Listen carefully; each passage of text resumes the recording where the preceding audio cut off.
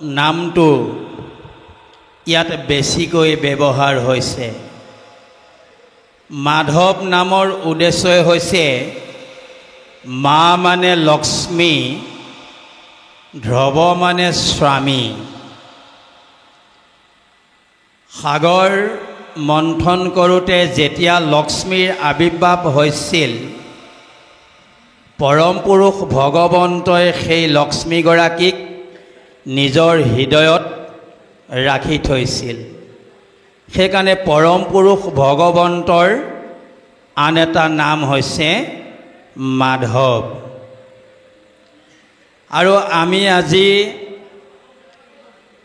এই দশম স্কন্ধৰ আৰম্ভ হোৱাৰ আগতেই নৱম স্কন্ধ পাৰ হৈ গৈছে।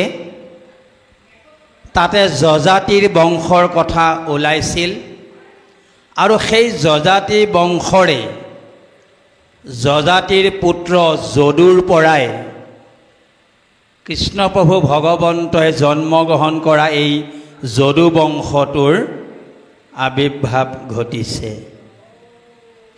আমি সকলোৱে জানো দৈত্যগুৰু শুক্ৰাচাৰ্যৰ এগৰাকী জীয়াৰী আছিল, নাম দেৱযানী। বাৰে বাৰে দেৱতা আৰু দৈত্যসকলৰ মাজত যুদ্ধ হৈ থকাৰ কাৰণে কেতিয়াবা দেৱতাৰ জয় হৈছিল, কেতিয়াবা অসুৰৰ জয় হৈছিল।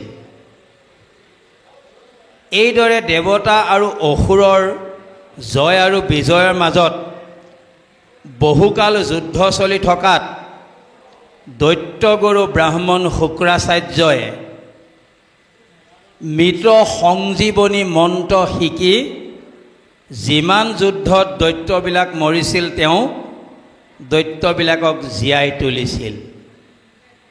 দৈত্যবিলাক জি উঠাৰ কাৰণে দেৱতাৰ শক্তি কমি গৈছিল। দেৱতা গুৰু বৃহস্পতিয়ে নিজৰ পুত্ৰ কচক দৈত্যগুৰু শুক্ৰাচাৰ্যৰ পৰা যেনেভাৱে হ'লেও মৃত সংজীৱনী মন্ত্ৰটি শিকি আহিবলৈ পঠিয়াই দিছিল। আৰু বৃহস্পতি গুৰুৱে কৈছিল, তুমি যেনে তেনে চল বল কল কৌশল কৰি হ'লেও মন্ত্ৰটো শিকি আহিবই লাগিব। শুক্ৰাচাৰ্যৰ এগৰাকী সুন্দৰী কন্যা দেৱযানী আছে, গতিকে দেৱযানীক তুমি প্ৰেম প্ৰাশত আবদ্ধ কৰি যেনে তেনে শুক্ৰাচাৰ্যৰ পৰা সংজীৱনী মন্ত্ৰটো শিকি ল'বা। তেতিয়া দেৱতাও যুদ্ধত যদি মৃত্যু হয়, সঞ্জীৱনী মন্ত্ৰৰ দ্বাৰা আমি দেৱতাকো জীয়াই তুলিব পাৰিম। এইদৰে কচ আহি শুক্ৰাচাৰ্যৰ ওচৰত প্ৰণিপাত জনাই তেওঁ সঞ্জীৱনী মন্ত্ৰ শিকাৰ অভিপ্ৰায় এটা লৈ অহা কথাটো কিন্তু ব্যক্ত কৰা নাই, মনে মনে আছেহি। লাহে লাহে দেৱযানীলৈ চকু পৰাত তেওঁ প্ৰেম প্ৰাশত আবদ্ধ কৰাই দেৱযানী হতুৱাই কৈ কৈ শুক্ৰাচাৰ্যৰ ওচৰত সঞ্জীৱনী মন্ত্ৰ শিকিবৰ কাৰণে উঠি পৰি লাগিল। এইদৰে কচ আহি যেতিয়া দৈত্যগুৰু শুক্ৰাচাৰ্যৰ ওচৰ পালে, তে দৈত্যবিলাকে ভাবিলে এই বৃহস্পতি মানে অৰ্থাৎ দেৱতাৰ পুত্ৰ কচে যদি মন্ত্ৰ শিকে আমাৰ অসুৰৰ বিলাই নাইকিয়া হ'ব। সেইকাৰণে কচক মনে মনে মাতি নি হত্যা কৰি বনত পেলাই থৈ গুচি আহিল। কিন্তু শুক্ৰাচাৰ্যৰ জীয়াৰী দেৱযানীয়ে প্ৰেমত পৰাৰ কাৰণে কাবৌ কৰাত আকৌ শুক্ৰাচাৰ্যই কচক পুনৰ জীৱন দান দি দিলে সঞ্জীৱনী মন্ত্ৰৰ দ্বাৰা। আকৌ দৈত্যসকলে মনে মনে নি আকৌ মাৰি পেলালে, আকৌ শুক্ৰাচাৰ্যই জীয়াই তুলিলে। এইবাৰ দৈত্যসকলে ভাবিলে কচক আমি মাৰি তাৰ দেহটো নিচিহ্ন কৰি পেলাম, যাতে শুক্ৰাচাৰ্যই আৰু কচক জীয়াই তুলিব নোৱাৰে। এইদৰে দৈত্যসকলে কচক নি হাবিত মাৰি অগ্নিত জ্বলাই ছাই কৰি পেলালে আৰু সেই ছাইখিনি এটা মদিৰাৰ পাত্ৰত মদৰ লগত মিহলাই গুৰু শুক্ৰাচাৰ্যক খুৱাই দিলে। শুক্ৰাচাৰ্যই মদিৰা পান কৰি ভাল পাইছিল আৰু নিজৰ দৈত্য শিষ্যসকলে সেই দ্ৰব্যভাগ যোগান ধৰাৰ কাৰণে শুক্ৰাচাৰ্যই মদিৰা প্ৰাণ কৰিলে আৰু সেই মদৰ লগত ছাইৰ সদৃশ হৈ কচৰ শৰীৰটো শুক্ৰাচাৰ্য দেহৰ ভিতৰলৈকে সোমাই গ'ল। দেৱযানীয়ে গোটেই ত্ৰিভুৱন বিচাৰি কচক নাপায়। শুক্ৰাচাৰ্যৰ ওচৰত কাবৌ কাকুতি কৰাত শুক্ৰাচাৰ্যই যেতিয়া তপস্যাত বহিল তেতিয়া গম পালে তেওঁ ভিতৰতে কচ সোমাই আছে। এতিয়া যদি কচক জীয়াবলগীয়া হয় সঞ্জীৱনী মন্ত্ৰ পঢ়ি তেতিয়াহ'লে শুক্ৰাচাৰ্যৰ মৃত্যু হ'ব লাগিব। তেতিয়া শুক্ৰাচাৰ্যই কচৰ লগত এটা সম্বন্ধ স্থাপন কৰিলে যে মই তোমাক জীয়াই দিম, সঞ্জীৱনী মন্ত্ৰটো শিকাই দিম, তুমি পেট ফালি ওলাই অহাৰ পিছত মই মৰি থাকিম, কিন্তু তুমি মোক জীৱিত কৰিব লাগিব। কথামতে কাম হ'ল। সঞ্জীৱনী মন্ত্ৰৰ দ্বাৰা কচক ভিতৰতে জীয়াই দৈত্যগুৰু শুক্ৰাচাৰ্যৰ পেট ফালি কচ ওলাই গুচি আহিল। দৈত্যগুৰু মৰি থকাত কচে সঞ্জীৱনী পাঠ কৰি শুক্ৰাচাৰ্যক জীয়াই তুলিলে।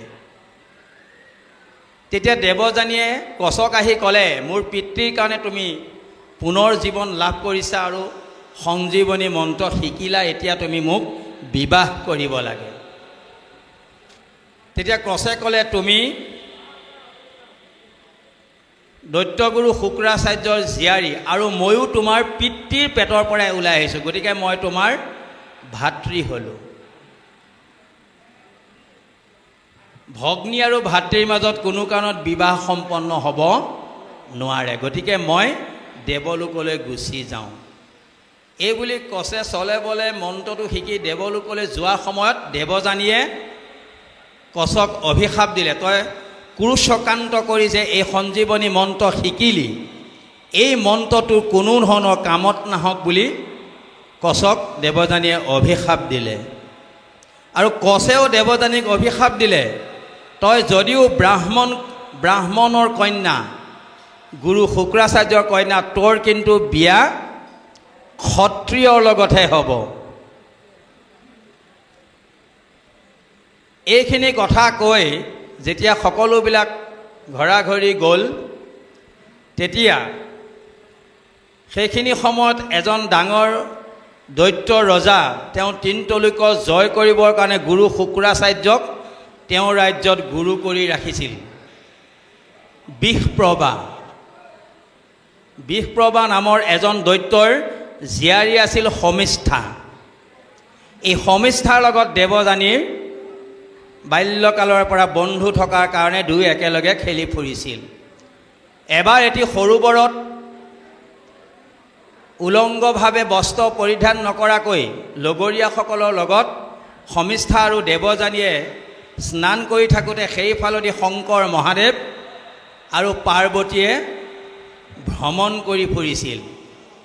উলংগ অৱস্থাত দেখা পাই বুলি পানীৰ পৰা লৰালৈকে দেৱযানী আৰু সমিষ্ঠাই বস্ত্ৰ পৰিধান কৰোঁতে দেৱযানীয়ে সমিষ্ঠাৰ বস্ত্ৰ ভুলতে পিন্ধিলে। তেতিয়া সমিষ্ঠাই কৈছে, মই এজন দৈত্য ৰজাৰ ৰাজনন্দিনী, তুমি সামান্য এজন শুক্ৰাচাৰ্য গুৰুৰ জীয়াৰী, তুমি গুৰুৰ জীয়াৰী হৈ পেলাই ৰজাৰ জীয়াৰী বস্ত্ৰ কেনেকৈ পিন্ধিলা, এই বুলি তৰ্কাতৰ্কি কৰিলে।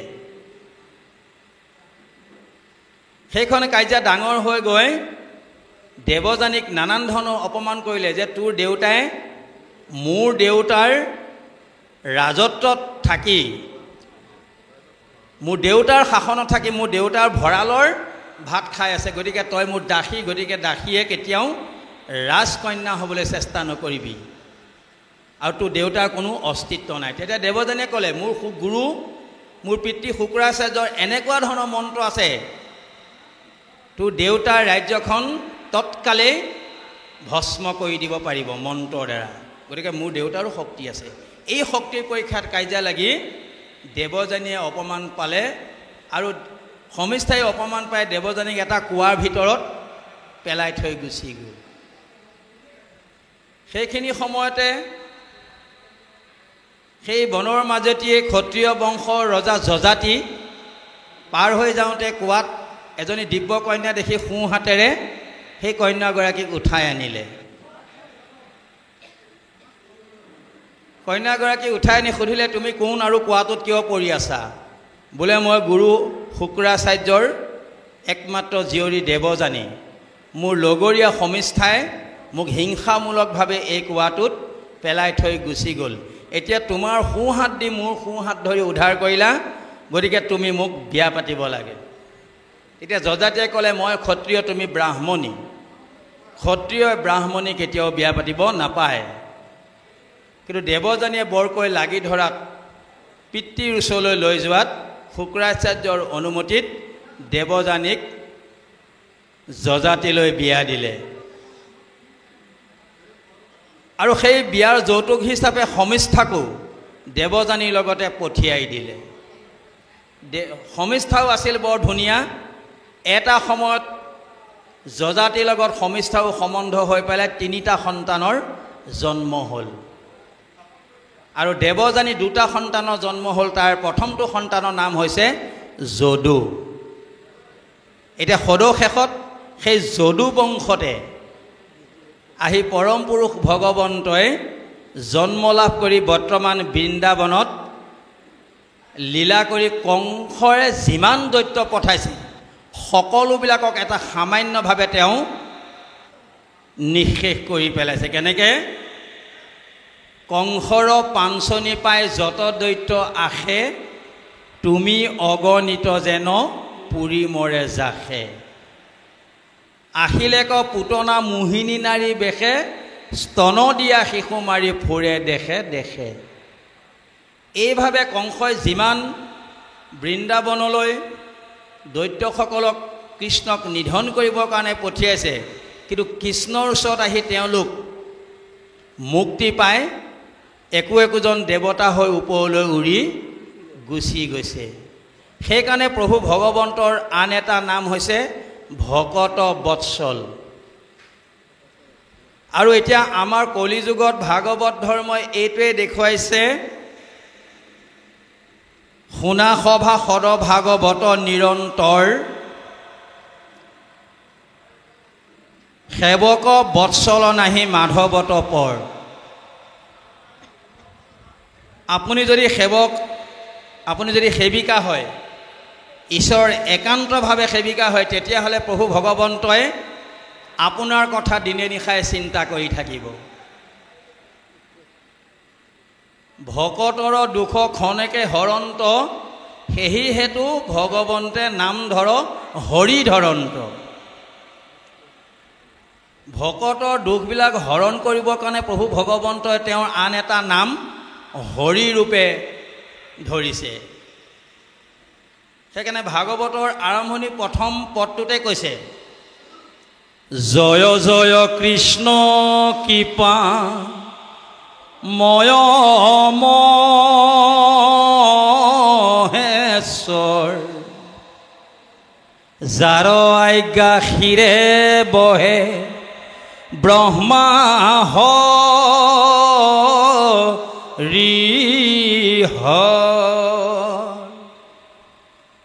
ও মৎস্য কুৰ্ম আদি অংশে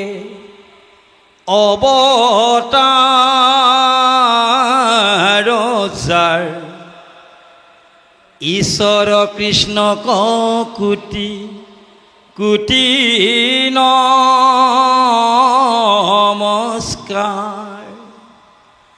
নমো নমো মধু মূৰ ৰিপু হৰি, অন্তে জুয়ুত্ৰম হয় যাৰ নাম স্মৰি। ভগৱন্তই কি কি কাৰণে অৱতাৰ ধৰিছে? অন্ত্যজ জাতিক উত্তম পদলৈ নিবৰ কাৰণে। এতিয়া অন্তৰ্য জাতি কোন? গুৰুজনাই কৈছে যে আমাৰ 4টা যুগ আছে, সত্য, ত্ৰেতা, দ্বাপৰ, কলি। এই 4 যুগত 4ভাৱে ভকতি প্ৰকাশ কৰিবলৈ আদেশ দিয়া হৈছিল। কেনেকৈ? যে সত্য যুগে কৰি ধ্যান সমাধি, ত্ৰেতাত সমস্ত যজ্ঞ আৰাধি, দ্বাপৰত পুঁজি নানা ভক্তি ভাৱে, কলিত হৰিৰ কীৰ্তনেহে সিটো গতি পাৱে। এতিয়া আমি যিটো যুগত বাস কৰি আছোঁ সেই যুগটোৱে হৈছে কলিযুগ, আৰু সেই কলিযুগটো এনেকুৱা ভয়ানক। এই কলিযুগৰ প্ৰভাৱ জানি পেলাই শংকৰ গুৰুজনাই কলি লোকক মলিন মতি বুলি কৈছিল, আৰু এই মলিন মতিবিলাক আঁতৰাই অন্তৰ্জাতি শুদ্ধ কৰি ঈশ্বৰৰ সেৱক বনাবৰ কাৰণে প্ৰভু ভগৱন্তই বসুদেৱ আৰু দৈৱকীৰ যোগেদি ধৰাধামত আহি অৱতাৰ ধাৰণ কৰিছে 4টা বিশেষ লীলা কৰিবৰ কাৰণে। এটা হৈছে বৃন্দাবনী লীলা, এটা হৈছে মথুৰা লীলা, এটা দ্বাৰকা, আনটো কুৰুক্ষেত্ৰ। এই 4টা লীলাৰ ভিতৰত প্ৰভু ভগৱন্তই 3টা কাম কৰিছে। এটা কাম হৈছে দুষ্টক দমন,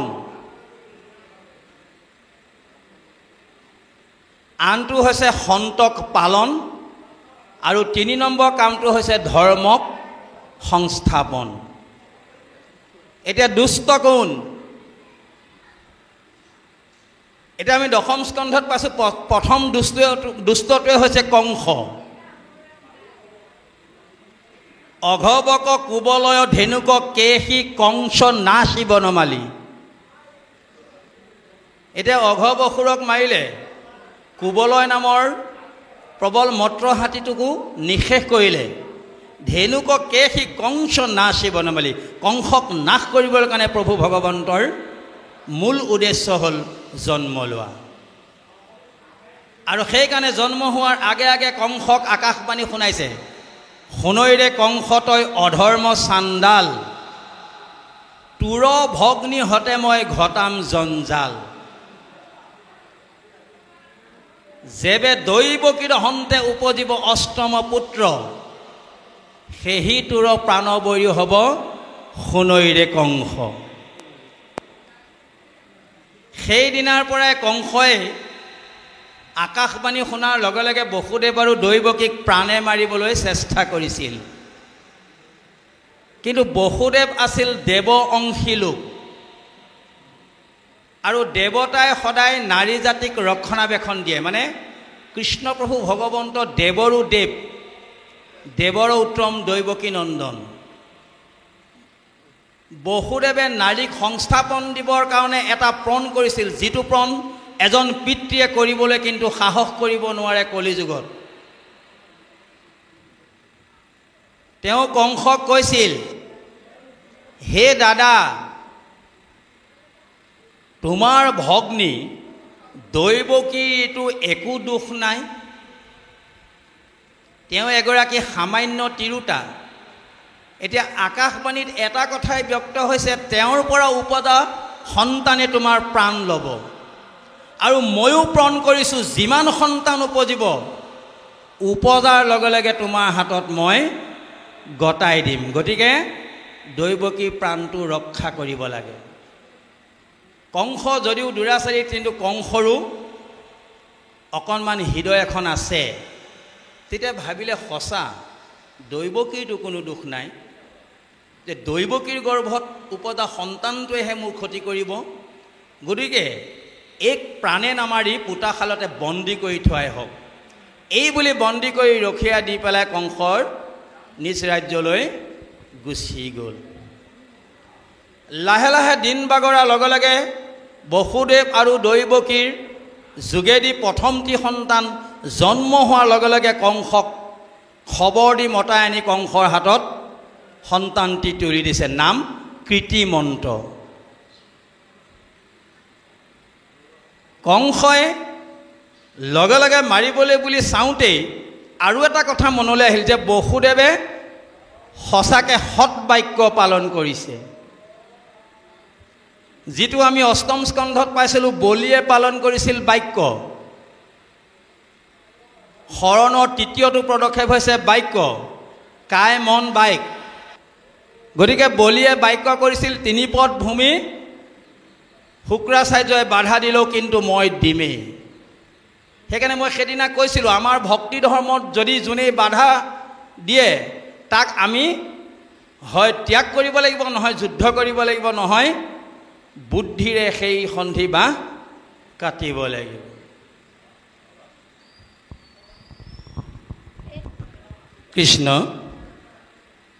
কৃষ্ণৰ সাৰূপ্য পাইলে অঘাসুৰ মৰি, তাত পাছে ব্ৰহ্মাই আশী কৰি নিলে চুৰি। হয়া গুৰু গোৰক্ষ আপুনি প্ৰতি এক, সৰ্বৰূপে ব্ৰজত বঞ্চিলা বৰি শেষ। অনন্তৰে ব্ৰহ্মা আশী ভৈলা বিমোহিত, সৰ্বে দিব্ৰ চতুৰ্ভুজ ৰূপে বিপৰীত। হৰিল চেতন সিদ্ধি নাহি পাছে সিদ্ধি, পাছে পাৱে স্তুতি কৰি চলিলন্ত বিধি। এতিয়া ব্ৰহ্মাই নিজৰ শ্ৰেষ্ঠত্ব প্ৰতিপন্ন কৰিবৰ কাৰণে কৃষ্ণৰ শক্তিক জুখি চাবলৈ একো উপায় নাপায়। বৃন্দাবনত গো মানে বেদ, গৰুবিলাক আৰু গৰুৰ ৰখীয়াবিলাকক চুৰ কৰি নি লুকুৱাই থৈ দিছেগৈ। এইটোৱে উদ্দেশ্য যে কৃষ্ণ সৰু হৈ আহি মোক যদি গৰুবিলাক গৰখীয়াবিলাক খোজে তেতিয়াহ'লে মই তেওঁক ঘূৰাই দিম, আৰু নুখুজি পেলাই যদি গাঁৱলৈ বা বৰ্জলৈ গুচি যায়, গৰু আৰু গৰখীয়াক হেৰুৱাই পেলাই গৃহস্থবিলাকে কৃষ্ণক ভালকৈ গালি পাৰিব, মই আনন্দ মনে সেই গালি উপভোগ কৰিম। তাৰমানে কৃষ্ণক সৰু কৰিবলৈ কৰা প্ৰচেষ্টা। আচলতে পৰম পুৰুষ ভগৱন্তই দুষ্টক দমন, সন্তক পালন আৰু ধৰ্মক ৰক্ষা কৰিবৰ কাৰণে পৃথিৱীলৈ আহিছে। গতিকে তেওঁ এটা শক্তি লৈ আহিছে, সেই শক্তিত সকলো নিশেষ হৈ যায়। সেইকাৰণে কৈছে, কংসৰ পাঞ্চনি পাই যত দৈত্য আহে, তুমি অগ্নিত জানো পুৰি মৰে যাক। কৃষ্ণ একোৰা অগ্নি মানে জুই, আৰু সেই জুইত ব্ৰহ্মা আদি দেৱতাসকল চগা হৈ পুৰি মৰিছেহি। কৃষ্ণক পৰীক্ষা কৰিবলৈ যোৱা মানে বেদক অপমান কৰা, আৰু বেদক অপমান কৰা মানে ভকতক অপমান কৰা। ভকতক নিন্দে যিটো অধম, নামৰ দুহি জানিবা সিও পৰম। কৃষ্ণই মনে মনে ভাবিলে যে ব্ৰহ্মাই এইটো এটা বৃহৎ উদ্দেশ্য লৈ গৰুবিলাক আৰু গৰখীয়াবিলাক লৈ গুচি গ'ল। মই যদি ব্ৰহ্মাক গৈ ভৰিত পৰি পেলাই খোজোংগৈ, ব্ৰহ্মাই যি আনন্দৰ কাৰণে এই চুৰি কাৰ্যটো কৰিছে তেওঁ আনন্দ উপলব্ধি কৰিব নোৱাৰিব। গতিকে চিন্তা কৰি প্ৰভু ভগৱন্ত গোবিন্দই নিজে যিমান গৰু চুৰ কৰিছিল তেওঁ সমস্ত গৰুৰ আকৃতি ধৰি, গোবিন্দৰ আকৃতি ধৰি, আৰু গোৰক্ষ মানে গৰু ৰখীয়াবিলাকক আকৃতি লৈ লৈ ৰাতিপুৱা সেই একেই গৰু একেই গৰখীয়া বৃন্দাবনলৈ আহিছে। দিনটো বৃন্দাবনত চৰি ফুৰি আকৌ সন্ধিয়া একেখিনি গৰু একেখিনি গোৱালকে নিজ মাতৃয়ে পুত্ৰক আদৰ যত্ন কৰা আদি কৰিছে, কিন্তু ধৰিব পৰা নাই। কাৰণ কিয়? গুৰুজনাই বৰগীতৰ মাধ্যমেৰে কৈছে, ইহ স্বৰূপে হৰি সবঘতে বৈথ জৈচন গগন ব্যাপী। ঈশ্বৰ অকণমান দুকণমান জেগাত থকা নাই, ঈশ্বৰ সৰ্বঘতে বিৰাজমান, সকলোৰ হৃদয়ে হৃদয়ে পৰম পুৰুষ ভগৱন্ত আছে। সেইকাৰণে বৃন্দাবনত যত গোপী তত কৃষ্ণ হৈ প্ৰভু ভগৱন্তই সমস্ত গোপীৰ মনোকামনা পূৰণ কৰিছে। কেনেকৈ? ভৈলন্ত মন দলাকাৰ, হাতে গলে ধৰি সব গোপী ফুলে মোকে আলিঙ্গি আছে হৰি। কৃষ্ণই এজনীৰ গাতহে হাত ধৰিব পাৰিব।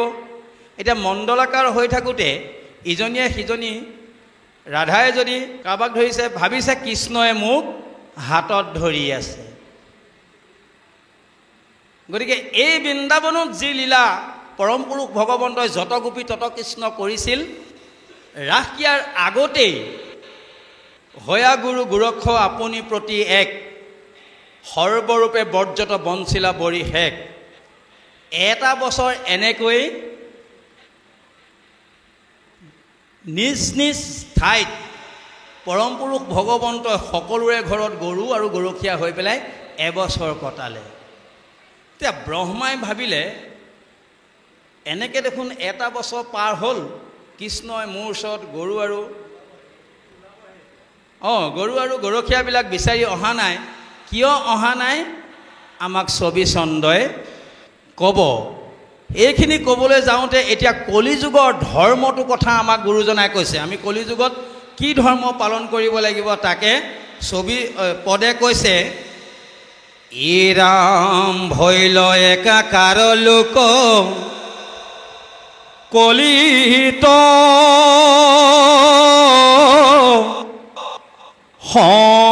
সম্প্ৰতি হৰি নাম বিনে কাৰু অনাহিয়ান গতি। সত্য যুগত ধ্যান কৰি পৰম পুৰুষ ভগৱন্তক লাভ কৰিছিল। ত্ৰেতা যুগত যজ্ঞ কৰাৰ লগে লগে সমস্ত ফল যজ্ঞৰ দ্বাৰাই পাইছিল। দ্বাপৰ যুগত দুটা কৰ্ম প্ৰধান, পূজা পাতল আৰু কৃষ্ণৰ নাম স্মৰণ। দ্বাপৰ যুগতে দৈৱকী নন্দনৰ কৃষ্ণপ্ৰভু ভগৱন্তই যদু বংশত অৱতাৰ লৈছিল। সেইকাৰণে কিছুৱে তেওঁক পূজা কৰিছিল আৰু কিছুৱে তেওঁ নাম লৈছিল। দ্বাপৰ মানে দুটা কৰ্ম।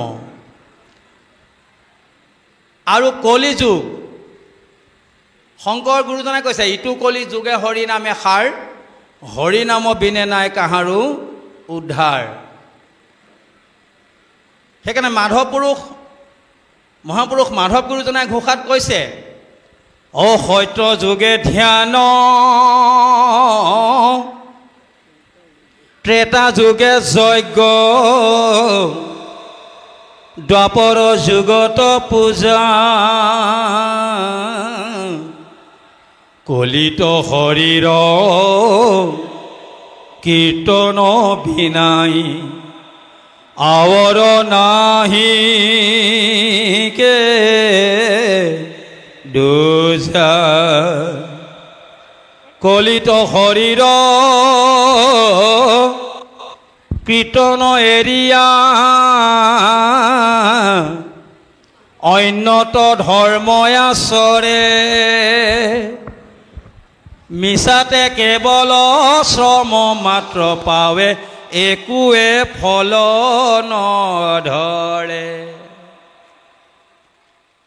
আমি যদি এজোপা ফলৰ গছ ৰুওঁ বা আম গছ ৰুওঁ, এটা নিৰ্দিষ্ট সময়লৈকে সেই আমজোপা লাগে নে নালাগে আমি চাম। যেতিয়া আমজোপা লগাৰ বয়স পাৰ হৈ যাব, আমজোপা নালাগিব, লগে লগে আমি আমজোপা কাটি দিওঁ। কিয়? ফল নলগা গছ ৰাখি লাভ নাই। যেনেকৈ ফল নলগা গছ ৰাখি লাভ নাই আৰু বাজি গাই পঢ়িলে একো ফল পোৱা নাযায়, ঠিক তেনেদৰে যুগ ধৰ্মত যিটো যুগত যিটো ধৰ্ম আছিল সেই ধৰ্ম যদি পালন নকৰে, তেতিয়াহ'লে বাজি গাই ৰখা আৰু ফল নলগা গছ ৰোৱা একেই কথা। গুৰুজনাই কৈছে যে কলিত হৰিৰ কীৰ্তন এৰি যদি অন্যত ধৰ্ম আচৰণ কৰে, আমাৰ পৰিশ্ৰমবিলাক বৃথা হ'ব। আমি শ্ৰম কৰিব পাৰিম, কিন্তু শ্ৰমৰ ফলটো নাপাম। কিন্তু ভাগৱতৰ কথাটো হৈছে ফল অমৃত ৰস প্ৰাণ কৰা, হয় নহয়? নিগমং কল্পতৰুং গলিতং ফলং শুকমুখত অমৃত দৰ্ব সংযুতম পিবত ভাগৱত ৰসমলয়ং মহুৰহ ৰসিকা ভুবি ভাবুকা। হে ভাবুকসকল, নিগম শাস্ত্ৰ কল্পতৰু ভাগৱতৰ ৰস প্ৰাণ কৰিবলৈ যিসকলৰ ইচ্ছা আছে সেইসকলে কল্পবৃক্ষৰ ওচৰলৈ আহিব লাগিব।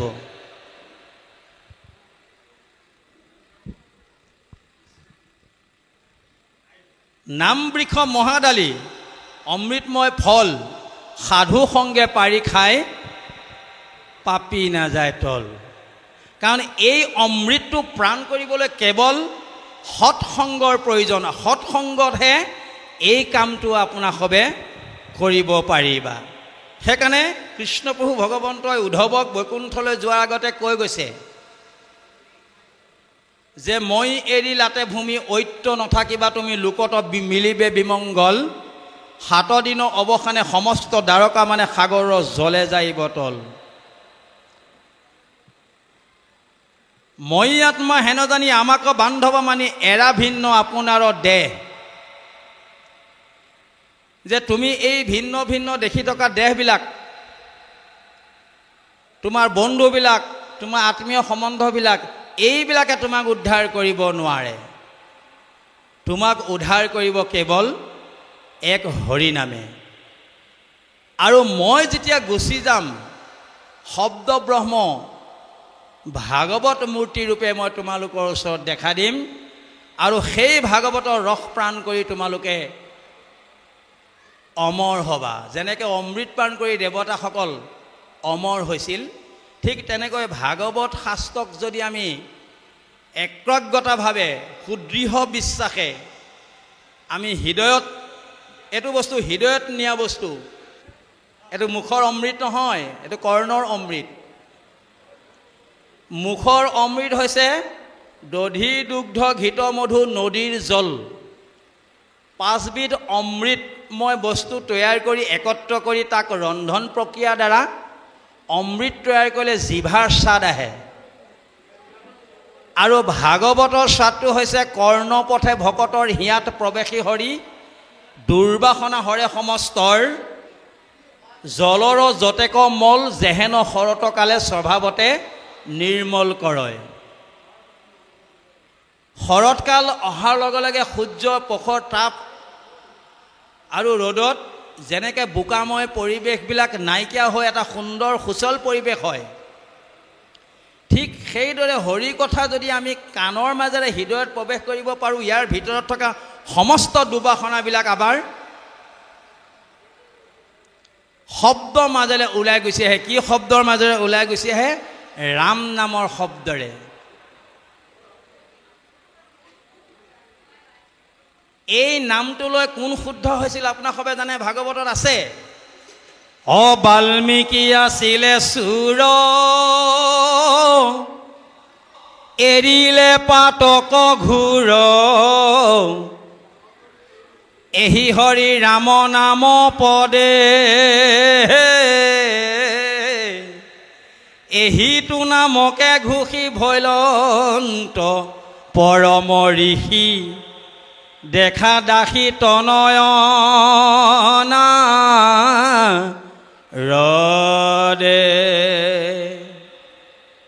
বাল্মীকি প্ৰথমতে চুৰ আছিল, মানে ৰত্নাকৰ, দস্যু আছিল। এই দস্যু ৰত্নাকৰে দুটা শব্দৰ প্ৰভাৱত সমস্ত পাপ নাশ কৰি তেওঁ পুণ্য সৰোবৰত স্নান কৰি ৰাম জন্ম নহওঁতেই ৰামায়ণ ৰচনা কৰিছিল। ৰাযুগ্ম ৰাম, ৰাম মানে হৈছে বেয়া বস্তু ভিতৰৰ পৰা বাহিৰলৈ উলিয়াই পঠিয়াব লাগিব। আৰু মৰ দ্বাৰা আমি ভাল সংস্কৃতিবিলাক, ভাল ভাল কথাবিলাক অক্সিজেনৰ সহায়ত ভিতৰলৈ টানি সোমোৱাই আনিব লাগিব। সেইটোৱে হৈছে ৰাম নামৰ মহান উদ্দেশ্য। এই নামৰ প্ৰভাৱক জানিবৰ কাৰণে প্ৰভু ভগৱন্তৰ ওচৰলৈ নাৰদ গৈছিল। নাৰদক দেখাৰ লগে লগে কৃষ্ণপ্ৰভু ভগৱন্তই সম্ভাষণ জনাই বোলে, নাৰদ তুমি আকৌ বৈকুণ্ঠলৈ আহিলা যে, উদ্দেশ্য কোৱাচোন। বোলে মোক এজনে সুধিলে নামৰ মহিমা কি, মই ক'ব নোৱাৰি তোমাৰ ওচৰলৈ আহিলোঁ। তেতিয়া কৃষ্ণপ্ৰভু ভগৱন্তই বোলে নামৰ মহিমা ভকতেহে জানিব, ময়ো নাজানো। গতিকে তুমিয়ে ভকত নাৰদ, তুমিয়ে নামৰ মহিমা কোৱাচোন, মোৰ নামৰ মহিমা কি? বোলে প্ৰভু মই নাম গাইহে আছোঁ, মহিমা নাজানো নহয়।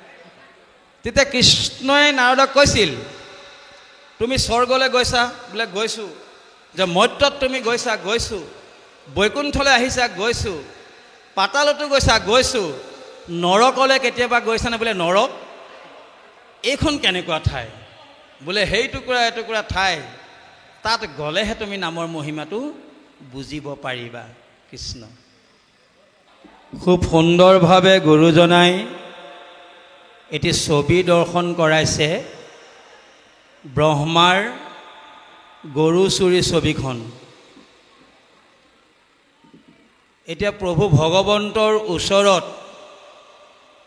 কোনোবা মায়াই কিবা পাত্ৰা পায়নে? নাপায়। নিজৰ মাতৃ যশোদায়ো কৃষ্ণৰ মায়া কোনোদিনে বুজিব পৰা নাছিল। কেনেকে? বোলে শৰীৰৰ ৰত্নগণে ফুৰে পাশৰাই, আন্ধাৰতো খুজি পান্ত লুকানো নাযায়। কৃষ্ণই মাখন গাখীৰ দধি আদি পায় বুলি যশোদাই পায় মানে ভিতৰত একে অন্ধ কোঠালিত নি সুমুৱাই থৈ দিয়ে, কৃষ্ণই নাপাওক বুলি। আৰু পালে ভাণ্ড ভাঙি দধি খাই পেলাব। আৰু অকল নিজে খাবনে? নিজৰ শিশুসকলো মাতি আনি বোলে মায়ে নাই, গৃহ কামত গ'ল। পুত্ৰ দেখে মাও গৃহকৰ্মে জান্ত, লগৰ শিশু ক'ব মাতিয়া বোলান্ত। যে দধি পাত্ৰটো দেখুৱাই দিলে, মায়ে ঘৰত নাই, আজি ক'ৰবালৈ গ'ল, এই গাখীৰবিলাক আনি ভাঙি খাব লাগে। কিন্তু যশোদাই লুকুৱাইহে থৈছিল। কেনেকৈ কৃষ্ণই দেখা পালে? বস্তুকণ নপালে ধৰি মাৰন্ত ছোৱালী, গৃহত ভৎসিয়া পলাই জান্ত বনমালী। শৰীৰত যিবিলাক অলংকাৰ পৰম পুৰুষ ভগৱন্তই লৈ আহিছিল, প্ৰত্যেকটো অলংকাৰ এটি এটি সূৰ্যৰ পোহৰতকৈ তীব্ৰ পোহৰৰ সদৃশ। সেইকাৰণে কৈছে শৰীৰৰ ৰত্ন মানে অলংকাৰ। শৰীৰৰ ৰত্নগণে ফুৰে প্ৰসৰাই, আন্ধাৰতো খুজি পান্ত লুকানো নাযায়। বস্তু ক'ত লুকুৱাব প্ৰভু ভগৱন্তৰ ওচৰত? লুকুৱাবলৈ জেগা নাই, তেওঁ বিচাৰি পাবই। আৰু সেই কৃষ্ণ বৃন্দাবনত লীলা কৰি থকাৰ অৱস্থাত সৃষ্টিকৰ ব্ৰহ্মাদেৱে এদিন মনত আনন্দ লাভ কৰিম বুলি গৰুবিলাক আৰু গৰখীয়াবিলাকক লৈ গুচি গ'ল। এইকাৰণে নিলে কৃষ্ণই আহি এদিন খুজিব আৰু মই দিম। তেতিয়া কৃষ্ণ সৰু হ'ব আৰু মই দেৱতাৰ ভিতৰত ডাঙৰ হ'ম। এই ভাৱটো প্ৰকাশ কৰি তেওঁ ব্ৰহ্মলোকলৈ গুচি গ'ল হংসযানেৰে। তাৰপিছত দেখিছে এটা বছৰ পাৰ হ'ল, গৰুবিলাক খুজিও অহা নাই, গৰখীয়াবিলাকক নিবলৈ অহা নাই। কৃষ্ণই বৃন্দাবনত বা ঘৰত কি কৰিছে চাই আহোঁগৈ। তে কৃষ্ণইও ভাবিলে ধ্যান কৰি, ব্ৰহ্মাই এইটো উদ্দেশ্য লৈ পেলাই গৰু আৰু গৰখীয়াবিলাকক লৈ গৈছে। আৰু মই যদি তেওঁৰ ওচৰত বিচাৰি যাওঁ, তেওঁ যি উদ্দেশ্য লৈ পেলাই এই লীলা কৰিছে সেই উদ্দেশ্য সফল নহ'ব। আৰু ব্ৰহ্মাই যিখিনি নিলে, বাকী নিনিয়াখিনি যদি লৈ পেলাই মই ব্ৰজলৈ যাওঁ, তেতিয়াহ'লে এই ব্ৰজৰ মাতৃসকলে নিজৰ পুত্ৰক নাপায়, নিজৰ গৰুবিলাকক নাপায়, কান্দি কাটি হাউলি জাউলি হ'ব। আৰু তাৰ গোটেই বদনামটো মই মূৰ পাতি ল'ব লাগিব। এই দুটা কথা চিন্তা কৰি লগে লগে পৰম পুৰুষ ভগৱন্তই যিমানখিনি ব্ৰহ্মাই গৰু চুৰ কৰি নিছিল, সকলোবিলাকৰে আকৃতি প্ৰভু ভগৱন্তই লৈ ল'লে। হয়া গৰু গুৰুখ আপুনি প্ৰতি এক, সৰ্বৰূপে ব্ৰজত বঞ্চিলা বৰিষেক।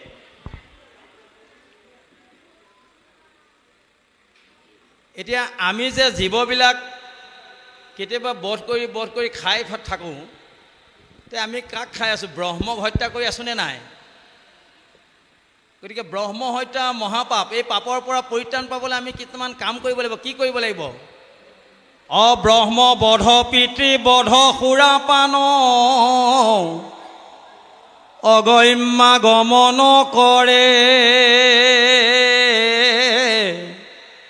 গৰু তিৰি মাৰে সুবৰ্ণ কুহৰে মিত্ৰৰ দুহয়া চৰে সংসাৰত যত আনু অসংখ্যাত আছে মহাপাপীগণ সবাৰো এহিহে মুখ্য প্ৰায়শ্চিত্ৰ হৰিৰ নাম কীৰ্তন।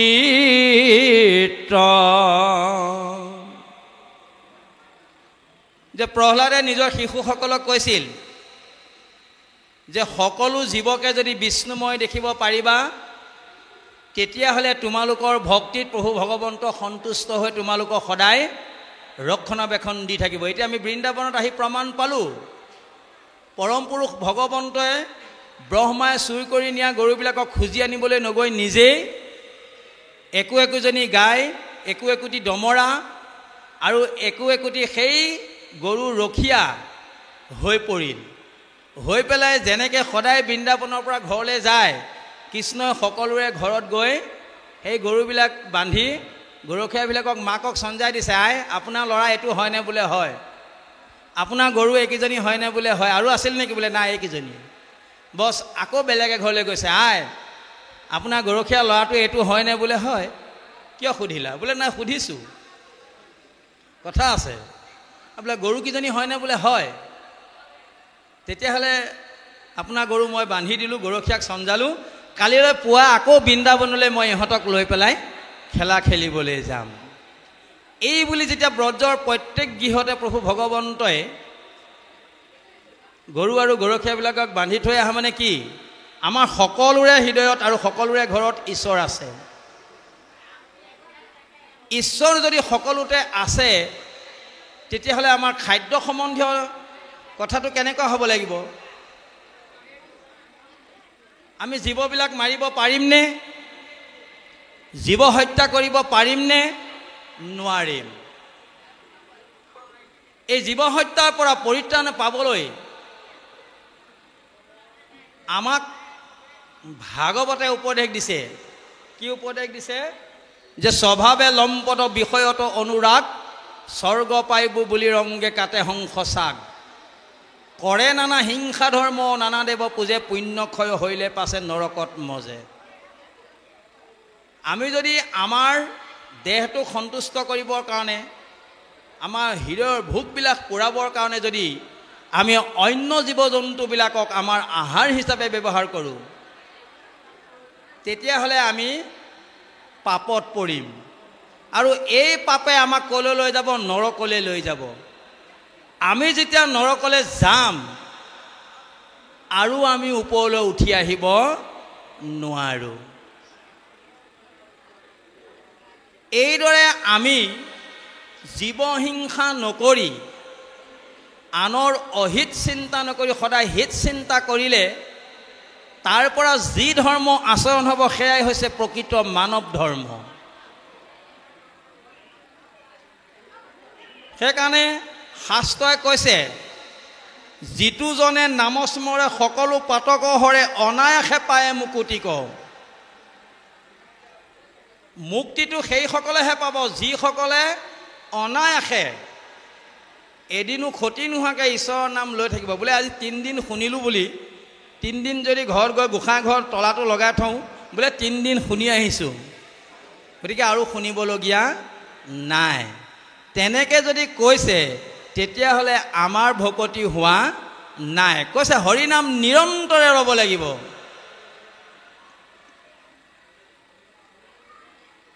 সেইকাৰণে কৃষ্ণপ্ৰভু ভগৱন্তই কৈছে অয়জিত ব্ৰহ্মক জানা ভকতে জিনে হেন জানি হৰি কথা শুনা ৰাত্ৰি দিনে। হৰিনাম ল'বলৈ আমি দিন আৰু ৰাতিৰ মাজত পাৰ্থক্য কৰিবলগীয়া নাই। পৰীক্ষিতে হৰিনাম শুনিবলৈ দিন ৰাতি পাৰ্থক্য কৰিছিল নে? নাই কৰা। 7 দিন 7 ৰাতি তেওঁ গংগাৰ পাৰত অৱস্থান কৰি শুকমুনিৰ দ্বাৰা পৰম তত্ত্ব ভাগৱত জ্ঞান লাভ কৰিছিল। এইকাৰণে শুনিবলগীয়া হৈছিল পৰীক্ষিতে এটা সাংঘাতিক পাপ কৰিছিল, আমি সকলোৱে জানো। এজন ধ্যানস্থ ঋষিৰ ডিঙিত এডাল মৰা সাপ আঁৰি দিয়া হৈছিল। সেইটোৱে পাপ কৰ্ম কৰিছিল। আৰু পাপ হোৱাৰ লগে লগে পুণ্যৰ কথা চিন্তা কৰিবই লাগিব। পুণ্য কিহে আনিব? নামেৰে আনিব। কি নামেৰে? ৰাম নামেৰে। সেইকাৰণে গুৰুজনাই কৈছে, এক নামে যত পাপ সংহৰিতে পাৰে, ততেকে পাতেকে পাপ কৰিতে নাপাৰে। আমি পুণ্যৰ কথা এইকাৰণে চিন্তা কৰিব লাগিব। আমি এডোখৰ জেগালৈ যাব লাগিব। ভাগৱতে বাৰে বাৰে কৈ আছে বৈকুণ্ঠ। বৈ মানে নাই, কুণ্ঠ মানে সংশয়। আমি যলে গ'লে তাৰ জন্ম মৃত্যু আৰু যান্ত্ৰণা নাই, সংশয় নাই, তেনেহেন জেগালৈ যাব লাগিব। আমি দৈনন্দিন জীৱনত কৰি অহা পাপৰ পৰা আমি এই পাপৰ পৰা মুক্তি পাবৰ কাৰণে যদি অন্য দেৱ দেৱতাক পূজা পাতল কৰোঁ বা বলি বিধান যদি আজি ধৰ্ম আচৰণ কৰোঁ, তেতিয়াহ'লে আমাৰ পাপ হ'ব। সেই পাপৰ দ্বাৰা আমাৰ স্বৰ্গত বাস হ'ব। স্বৰ্গলৈ যোৱাৰ লগে লগে আকৌ পৃথিৱীলৈ আহিব লাগিব। আকৌ পৃথিৱীৰ পৰা স্বৰ্গলৈ গৈ থাকিব লাগিব। এনেদৰে অহা যোৱা নকৰি পৰীক্ষিতৰ দৰে আমি একেবাৰতে ভকতি কৰি বৈকুণ্ঠলৈ যোৱা কাম কৰিব লাগিব। সেইকাৰণে আমি ভাগৱতে দিয়া সিদ্ধান্তবিলাক সদায় ল'ব লাগিব। এতিয়া কৃষ্ণপ্ৰভু ভগৱন্তই বৃন্দাবনত লীলা কৰি নিজে গৰু আৰু গৰখীয়া হৈ প্ৰত্যেকৰ গৃহে গৃহে বিৰাজমান হৈ আছে। এই কথাটো এই অৰ্থ, ঈশ স্বৰূপে হৰি সবঘতে বৈঠ্য জৈশ্বন গগনব্যাপী,